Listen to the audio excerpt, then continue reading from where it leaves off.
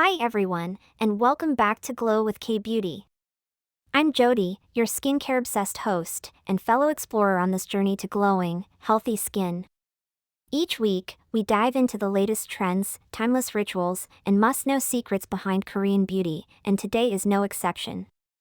Now, I won't keep you waiting. Joining me today are our two brilliant K-Beauty freelance journalists. They're on the ground in Seoul, bringing us expert insights, product reviews, and the kind of skincare know-how that only comes from living it every day. Let's get into it. Today, we're diving into one of the most essential and often overlooked aspects of Korean skincare: special cleansing and skincare rituals. K-beauty isn't just a trend. It's a philosophy built on respect for the skin and daily self-care.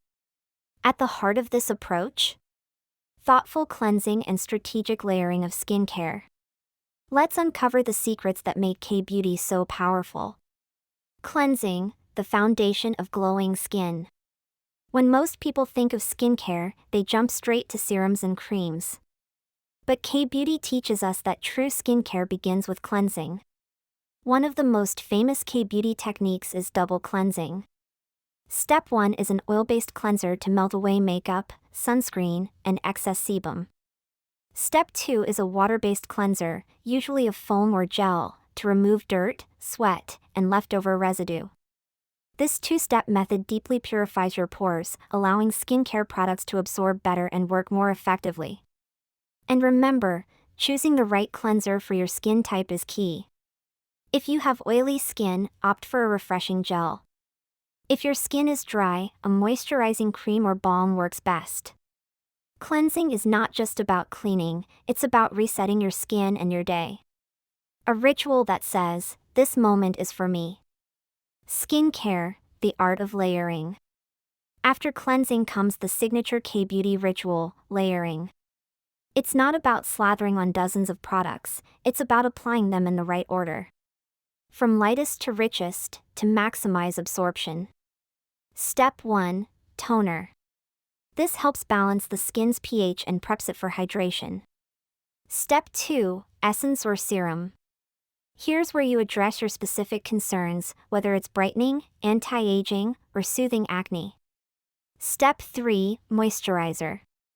This locks everything in, creating a soft, hydrated barrier that lasts all day. And last but not least, sunscreen. In K-beauty, sunscreen isn't optional, it's a daily shield against premature aging and sun damage. Think of skincare not as a chore, but as self-respect in practice, morning and night. The philosophy of K-beauty. What makes K-beauty special isn't just the number of steps. It's the intention behind every step. K-beauty promotes mindful skincare, taking a few minutes each day to care for yourself. To reconnect, and to invest in long-term beauty, not just short-term fixes. It's about listening to your skin, adjusting your routine, and embracing consistency over perfection. So, how does your skincare routine look now? Maybe it's time to slow down, wash away the day with purpose, and treat your skin with the love it deserves. In our next episode, we'll explore the world of sheet masks and K-beauty's masking rituals. How just 10 minutes can transform your skin. Thanks for tuning in to Glow with K-beauty. Until next time, stay radiant, stay glowing. Okay, let's unpack this. We've all had those times. Maybe there's a huge event coming up, wedding, interview, photos, and you just need your skin to look amazing. To cooperate. Exactly. Or maybe the weather just does a 180, or you feel kind of run down, and bam, your skin is just not happy. And the usual routine is just not cutting it. Absolutely. I mean, daily care is fundamental. We know that.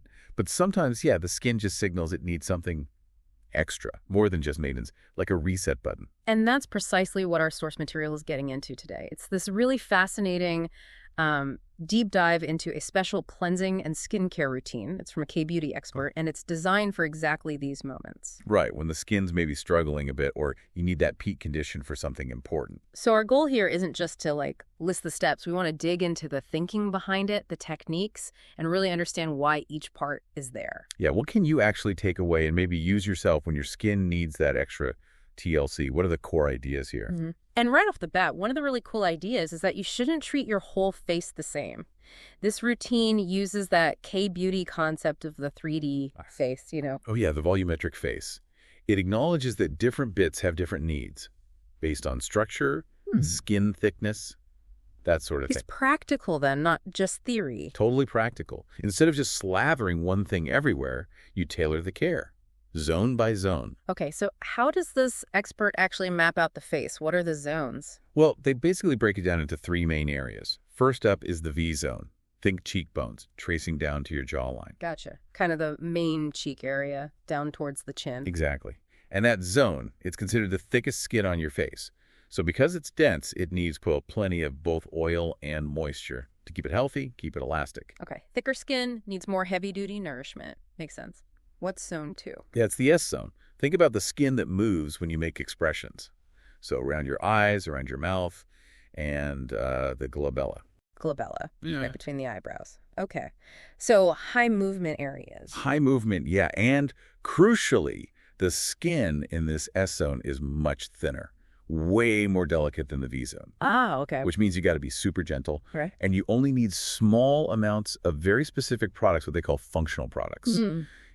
Targeted things for lines or dryness, but used carefully. Right, you don't want to overload thin skin. Exactly. Easy to irritate. Thin skin, gentle touch, targeted product. Got it. Third zone. That's the one most people know, the T zone, forehead and nose. Ah, yes, the shine zone. Usually, yeah. Prone to more oil, more sebum.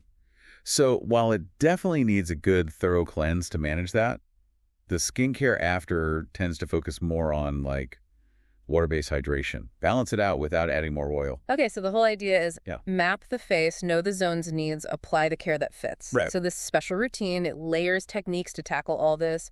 Where does it kick off? It starts with a really key initial cleanse. Step 1 is cleansing water. And the technique they stress is using a cotton pad that's, properly soaked. Enough product. So it glides, doesn't drag. Exactly. You don't want that friction. You wipe along the skin texture, starting on the forehead. And then for cheeks, knee the labial folds. Those lines from nose to mouth corners? Yep, those. And lips, chin. The motion is gentle circles, connected from the inside of the face, moving outwards. Interesting. Specific motions. And, enough product. Avoid friction. It sounds basic, but it's huge. It's so easy to just scrub away when you're rushing, and that friction is a major cause of irritation. Okay, so initial cleanse done. Step 2 gets really specific. Lip care. Why pull the lips out so early? Well, lips are super sensitive, right? Especially after you've just taken off makeup. The source actually suggests maybe using toner on a cotton pad first, just for the lips. Gentler than cleansing water, maybe. Toner on lips. That's Yeah. different. It is. And then, if your lips are dry, maybe flaky, they have a specific technique. Put some essence oil, those lighter oils, onto a tissue. Okay. And gently wipe the lips. The oil helps kind of soften up any dead skin. Let it sit for a second. Yeah, give it a moment to work soft things. Then gently wipe off the excess oil with a clean tissue. If they still feel dry, then put on lip balm. Right. And they do say if the dead skin is really bad, you could use a cotton swab.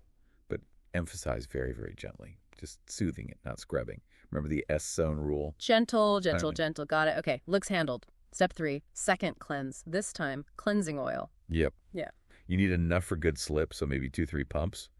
Warm it in your hands a bit first, then gently massage it all over your face. The warmth, the massage, it helps loosen up all the gunk.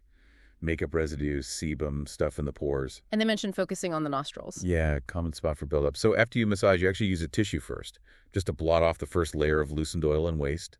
Prex for the next step. Which is step 4, the steam towel. Okay, this feels like where it gets really special. Oh, it absolutely is. It's a core part. But listen, the absolute number one thing is check the temperature first, always, before it goes anywhere near your face. Safety first, good point. So once it's warm, not hot, you put it over your face. Cover the face, yeah. And then you gently press on acupressure points right through the towel. The steam, the warmth, that gentle pressure, it helps the pores relax a bit, helps get out that deeper grime and oil the massage loosened up. So it's not just relaxing, it's actually helping the cleanse. Totally. And another trick to mention is wrapping the warm towel around your hand. Use that to gently wipe away any last bits of cleanser or waste. Get into the curves, Yeah, around the nose, chin. smart. Thorough but gentle removal. Okay, deep cleanse done. Step 5 is toner. Right, and toner here is really about prepping the skin. So onto a cotton pad, gently smooth it over following the skin texture. Forehead first. It helps grab any tiny trace of cleanser left behind. And they say go down the neck, too. Yeah, include the neck, even down to the lymph lines. It's acknowledging the face isn't like separate from the body, Yeah. Good circulation, drainage, it all helps. Makes sense. Then you can fold the pad, use the edge to refine tricky areas around the eyes, nose, ears.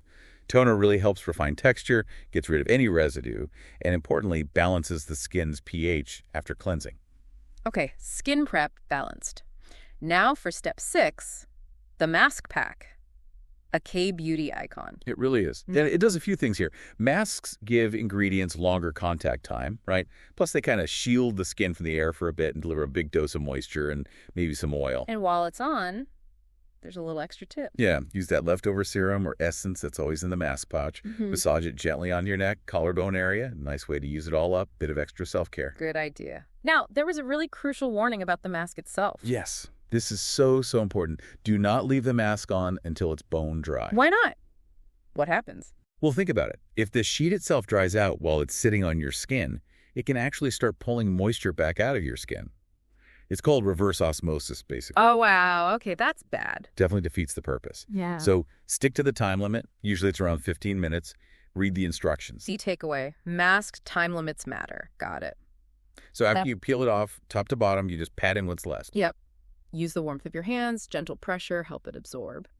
And that leads you to the next phase. Targeted treatments. Step 7, targeted treatment, specifically eye cream for that S-zone again. Back to the delicate bits. And again, control is key. They suggest using a cotton swab to pick up just a tiny, controlled amount of eye cream. Less product, more precision needed there. Exactly right. Apply it to the S-zone, eyes, mouth, glabella super, super gently. Spread it carefully. Then they suggest lightly pressing specific points. Oh, yeah. Which ones? Under the brows, under the eyes, near the nasolabial folds, outer eye corners, smile lines, corners of the mouth. Yeah. Just light presses. It's thought to maybe help with circulation in those spots. Gentle application plus that little pressing technique. Okay. Step 8 is the main face cream. Yep. And again, maybe use a cotton swab to dispense it first. Put it on the back of your hand to kind of adjust how much you need before dotting it on your forehead, cheeks, chin. Uh-huh. And pat, pat, pat. Pat it in repeatedly to help absorption. Patting, not rubbing. Another technique detail. Step 9 is about sealing it all in. Exactly. This step uses essence oil again, but way less. Just like 1 or 2 drops. Warm it in your hands. Okay. And then gently press or pat that oil onto your face. It acts like a light barrier. Helps stop all that lovely hydration you just put in from just evaporating away. Like putting a lid on the pot. Pretty much. Yeah. And the final step, step 10, lip moisturizing. Back to lips one last time. Yep. Put on a proper lip moisturizer. It just reminds you that lips don't have their own oil glands. They need that separate moisture barrier, especially after all that cleansing. Wow. Okay, that is a process. Definitely not your quick morning splash and go. No, it's not. But the source really emphasizes, this kind of super deliberate step-by-step approach, really thinking about the zones, layering the techniques. It can be incredibly helpful when your skin's acting up, or you really need it looking its best for something specific. It's about giving it exactly what it needs, where it needs it, and using careful technique. Yeah, supporting its natural function. That was a serious deep dive, wasn't it, into a very specific K-beauty special routine. We really got into the why needing that extra boost before big moments or when skin's just off. And that whole 3D face concept, treating the VS and T zones differently. Really interesting. Plus those unique techniques. The gentle cleansing motions, that specific oil trick for lips, the steam towel with acupressure, toners roll beyond just cleansing, and wow, that mask timing warning. Yeah, don't let it dry out. It really makes you think about your own skin differently, doesn't it? Like, which areas need what? When does my basic routine need more? When could your skin use this kind of special deep dive? Maybe before that next holiday. Or when the seasons change. And it makes you wonder, this whole approach. Breaking something down, zone by zone, tailored, layered care based on specific needs. Could that way of thinking actually be useful in other parts of life, too? Beyond just skincare.